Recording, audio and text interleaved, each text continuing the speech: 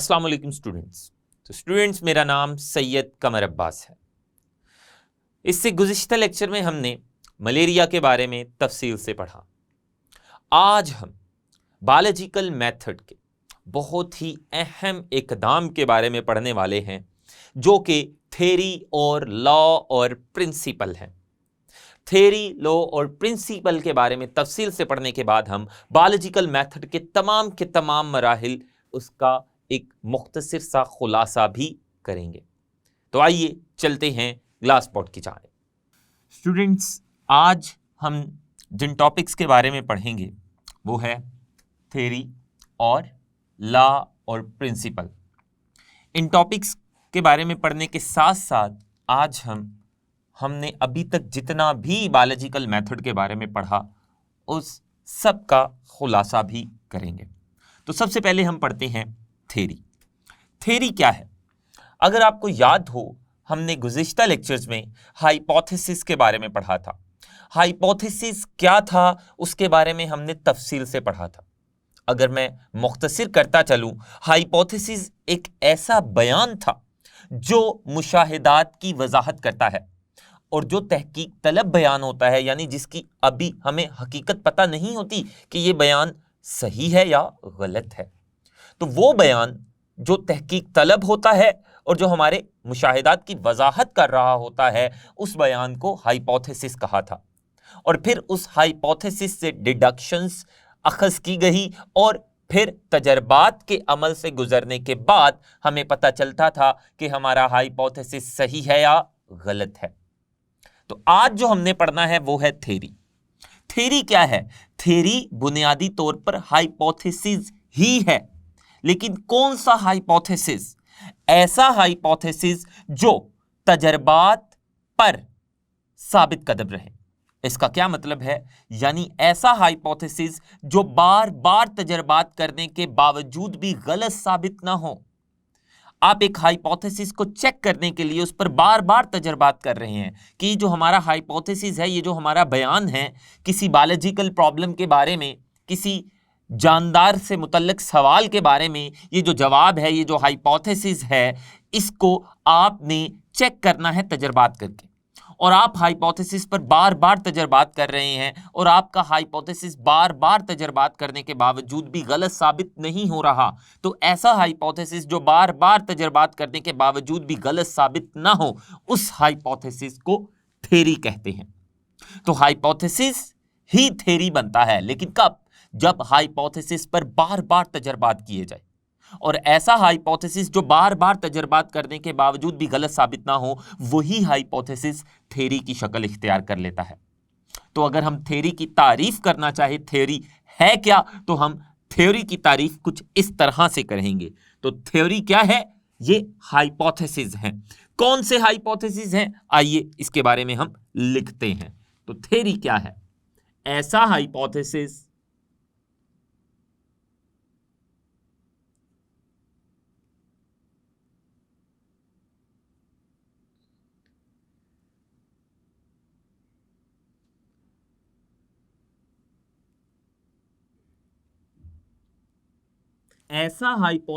जो वक्त के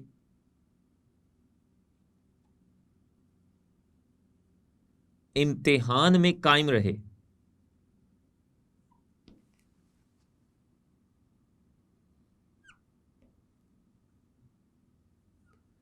अब वक्त के इम्तिहान में कायम रहने का क्या मतलब है? यानी ऐसा हाइपोथेसिस जिस पर बार बार टेस्ट किए गए हों और बार बार टेस्ट करने के बावजूद भी वो हाइपोथेसिस मुस्तरद ना हो। यानी हर वक्त, जिस वक्त भी उस हाइपोथेसिस पर टेस्ट किया गया, उसको तजर्बात के जरिए चेक किया गया, तो वो सही साबित हुआ, वो गलत साबित ना हुआ, वो कभी भी मुस्तरद ना हुआ। ऐसे हाइपोथेसिस जो हर वक्त होने वाले तजर्बात के दौरान भी गलत साबित ना हो, जो हर वक्त होने वाले इम्तिहान में अपने आप को सही साबित कर पाए, ऐसे हाइपोथेसिस को थ्योरी कहते हैं। तो ऐसा हाइपोथेसिस जो वक्त के इम्तिहान में कायम रहे,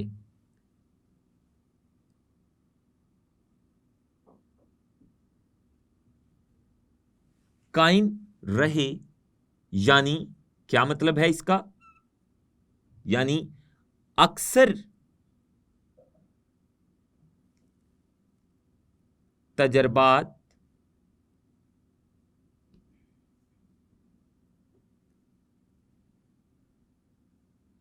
करने पर भी मुस्तरद ना हो।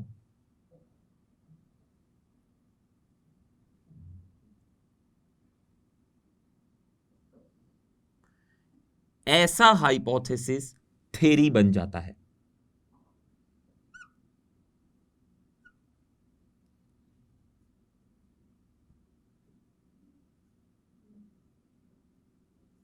ऐसा हाइपोथेसिस थ्योरी बन जाता है या थ्योरी की शक्ल इख्तियार कर लेता है।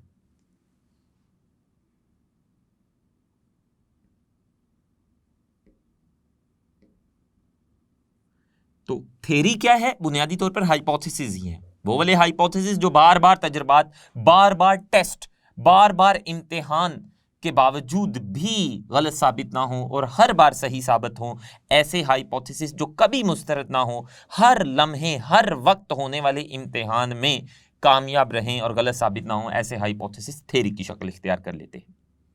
और अगर हाइपोथेसिस बार बार तजर्बात करने के बावजूद भी गलत साबित ना हो, तो ऐसे हाइपोथेसिस पर साइंटिस्ट का एतमाद बढ़ जाता है। जिस हाइपोथेसिस को कोई भी गलत साबित ना कर सके बार बार तजर्बात के बावजूद भी, ऐसे हाइपोथेसिस पर साइंटिस्ट का एतबार बहुत ज्यादा बढ़ जाता है और वही हाइपोथेसिस थ्योरी बनता है। और एक अच्छी थ्योरी जो होती है, बहुत सारी थ्योरीज ऐसी होती हैं कि उन थ्योरी से फिर नए नए बयानात बनते हैं, नए नए हाइपोथेसिस बनते हैं, और वो जो नए नए हाइपोथेसिस बनते हैं उनको फर्दर, उनको मजीद टेस्टों से या तजर्बात से गुजारा जाता है। और अगर वो हाइपोथेसिस तजर्बात से गुजरने के बाद गलत साबित ना हो, तो वो वाले हाइपोथेसिस भी थ्योरीज की शक्ल इख्तियार कर लेते हैं। तो ऐसी थ्योरी जिस थ्योरी से मजीद नए नए हाइपोथेसिस बनते हैं, ऐसी थ्योरी जो मजीद नए नए हाइपोथेसिस बयान करती है या पेश करती है, उस थ्योरी को प्रोडक्टिव थ्योरी कहते हैं। और प्रोडक्टिव थ्योरी आपको मुख्तसर सवाल के तौर पर पूछा जा सकता है। तो प्रोडक्टिव थ्योरी क्या है?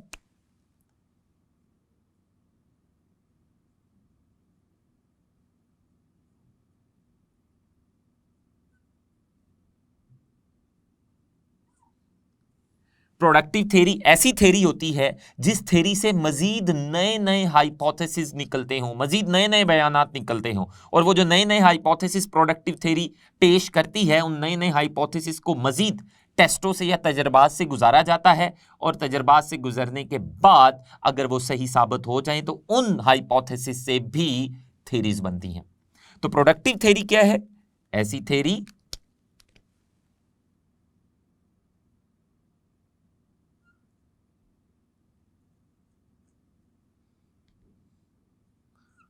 जो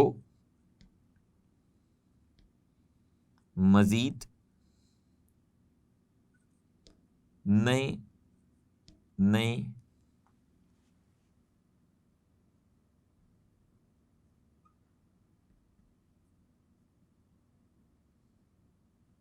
हाइपोथेसिस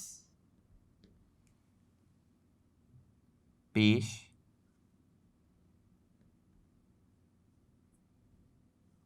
करती है, ऐसी थ्योरी को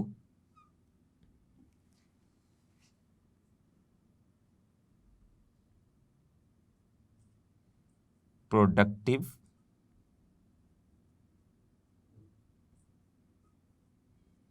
थ्योरी कहते हैं।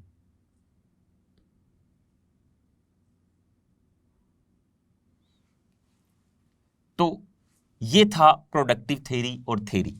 थ्योरी की अगर हम मिसालें लेना चाहें तो बायोलॉजी में एक थ्योरी की मैं आपको मिसाल दूंगा, वो है थ्योरी ऑफ नेचुरल सिलेक्शन। ये एक साइंटिस्ट थे डार्विन, उन्होंने ये थ्योरी पेश की थी। इस थ्योरी की तफसील हम मजीद अगले चैप्टर्स में पढ़ेंगे। तो थ्योरी ऑफ नेचुरल सिलेक्शन, ये थ्योरी की मिसाल है।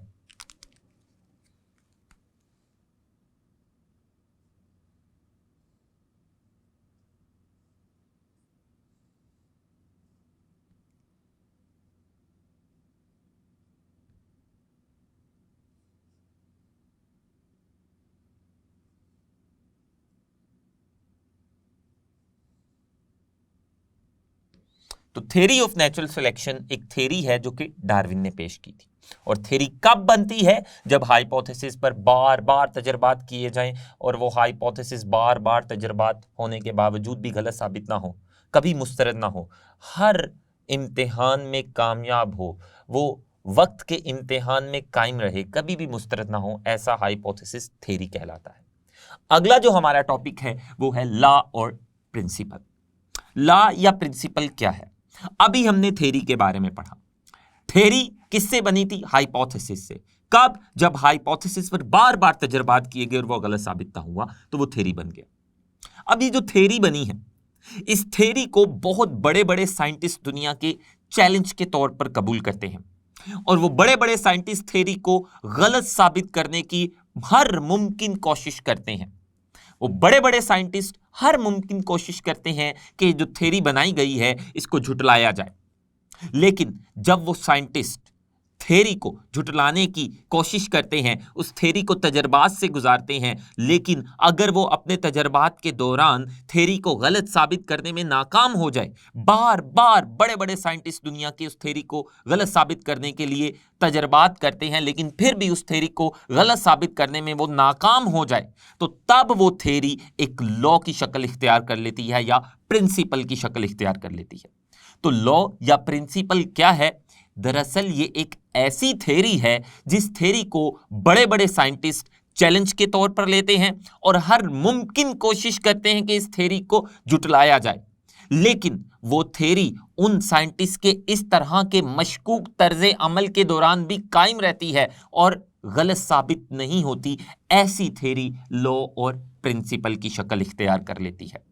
और जब एक बार थ्योरी एक लॉ या प्रिंसिपल की शक्ल इख्तियार कर लेती है तो वो थ्योरी फिर नाकाबिले तरदीद हो जाती है। उस थ्योरी को कोई भी झुटला नहीं सकता जो थ्योरी एक बार लॉ या प्रिंसिपल की शक्ल इख्तियार कर ले। तो लॉ या प्रिंसिपल क्या है? एक नाकाबिले तरदीद थ्योरी है, यानी ऐसी थ्योरी जिसको कभी भी कोई झुटला नहीं सकता। और ये कब बनती है?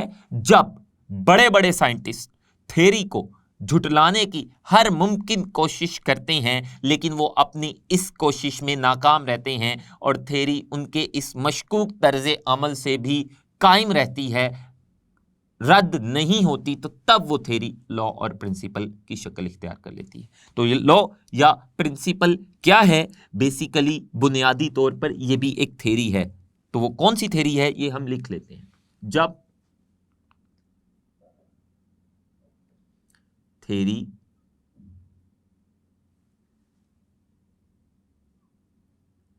को झुटलाने की हर मुमकिन कोशिश की जाए,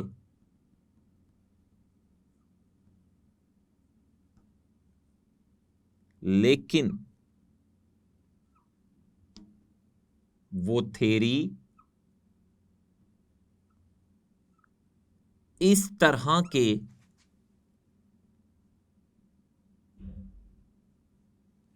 मशकूक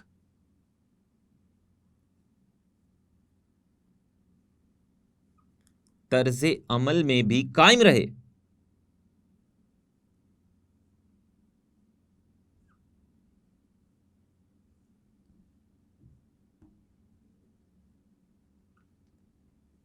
यानी गलत साबित ना हो, मशकूक तर्ज अमल में भी कायम रहे, तो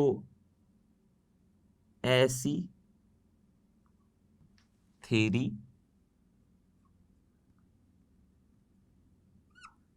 लॉ या प्रिंसिपल की शक्ल इख्तियार कर लेती है।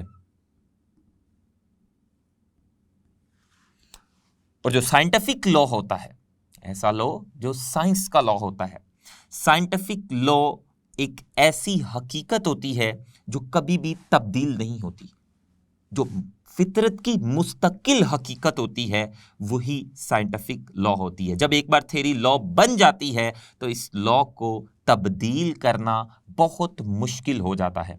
इसमें किसी किस्म का रद्दोबदल कबूल नहीं किया जाता। तो साइंटिफिक लॉ को अगर मैं ये कहूं कि साइंटिफिक लॉ एक नाकाबिले तरदीद थ्योरी है या फिर ये एक फितरत की मुस्तकिल हकीकत है जिसको कोई भी रद्द नहीं कर सकता, तो ये कहना गलत नहीं होगा। तो साइंटिफिक लॉ क्या है?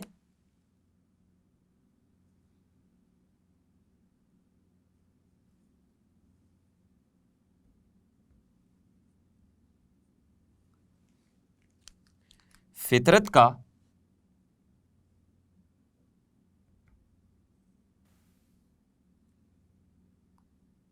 फितरत की कभी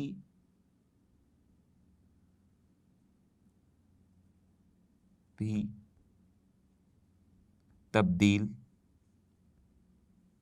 ना होने वाली मुस्तकिल हकीकत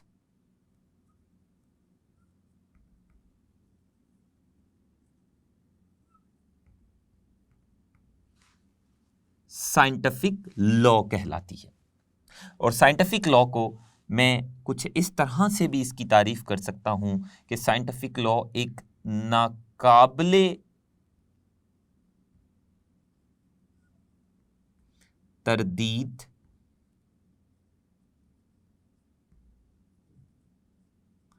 थ्योरी है।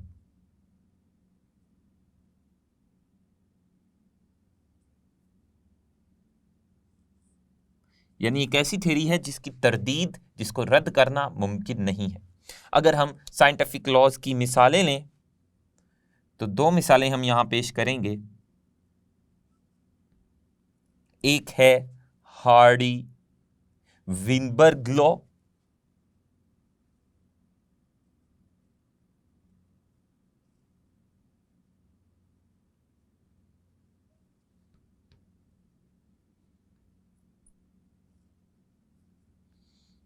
और दूसरा है मेंडल्स लॉज।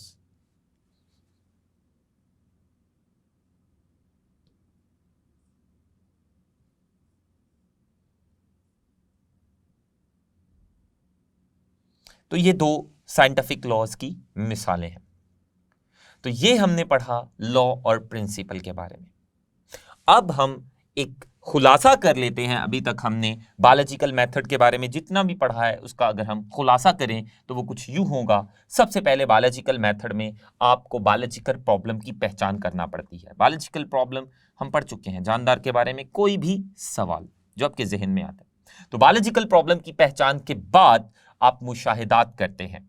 उस सवाल का जवाब ढूंढने के लिए आप अपने माहौल से मालूमात इकट्ठे करते हैं। इस अमल को मुशाहिदा करना कहते हैं। और मुशाहिदात से फिर आप एक बयान बनाते हैं, उस बयान को हाइपोथेसिस कहते हैं। लेकिन आपको पता नहीं होता कि आपका यह बयान सही है या गलत। यह जानने के लिए आप उस बयान से, उस हाइपोथेसिस से कोई मंतकी नतीजा अखज़ करते हैं, उसे डिडक्शंस कहते हैं। और फिर डिडक्शंस या हाइपोथेसिस को तजर्बात से गुजारा जाता है और उन तजर्बात से हासिल होने वाले नताइज का खुलासा किया जाता है, उनकी रिपोर्टिंग की जाती है, उन नताइज को अवाम के सामने पेश किया जाता है। और अगर वो नताइज अवाम के और बाकी साइंटिस्ट के तजर्बात के दौरान भी गलत साबित ना हो, तजर्बात से हासिल होने वाले नताइज, हाइपोथेसिस, पूरी दुनिया के साइंटिस्ट ने तजर्बात किए हाइपोथेसिस को गलत साबित करने के लिए, लेकिन वो हाइपोथेसिस को बार बार तजर्बात करने के बावजूद भी गलत साबित ना कर पाए, तो तब वो हाइपोथेसिस थ्योरी की शक्ल इख्तियार कर लेगा। और थ्योरी को दुनिया के बड़े बड़े साइंटिस्ट चैलेंज के तौर पर लेंगे और कोशिश करेंगे कि इसको गलत साबित करें, इसको झुटलाएं। लेकिन अगर वो थ्योरी गलत साबित ना हुई, रद्द ना हुई और वो इस तरह के मशकूक तर्ज अमल में भी कायम रही, तब वो थ्योरी साइंटिफिक लॉ बन जाएगी। तो ये थी एक खुलासा बायोलॉजिकल मेथड का जो अभी तक हमने पढ़ा। तो स्टूडेंट्स, मुझे उम्मीद है कि आपको ये वाला जो टॉपिक है बड़े अच्छे से समझ आया होगा।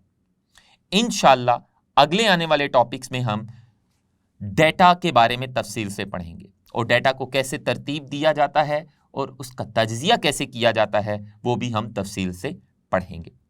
तब तक के लिए बेटा अल्लाह हाफिज।